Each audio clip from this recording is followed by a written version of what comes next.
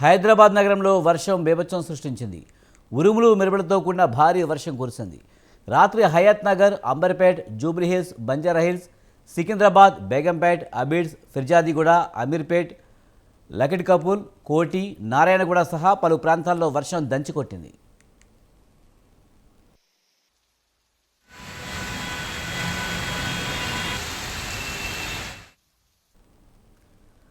రాజేంద్రనగర్ పరిధిలోని భారీ వర్షానికి రోడ్లు, చెరువులను తలపించాయి. PV expressway pillar number 191 వద్ద భారీ వరద నీరు వచ్చి చేరడంతో చెరువులా మారింది. దీంతో కిలోమీటర్ వరకు వాహనాలు నిలిచిపోయాయి. అటు బెంగళూరు వైపు వెళ్లే వాహనాలతో పాటు ఎయిర్పోర్టుకు వెళ్లే వాహనాలు సైతం ట్రాఫిక్లో ఇరుక్కుపోయాయి.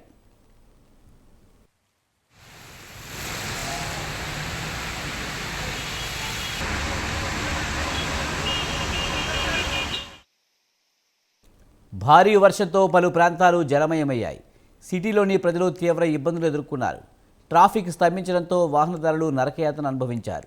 మరో 3 రోజుల పాటు మోస్తరు నుంచి భారీ వర్షాలు కురిసే అవకాశం ఉన్నట్లు వాతావరణ శాఖ వెల్లడించింది.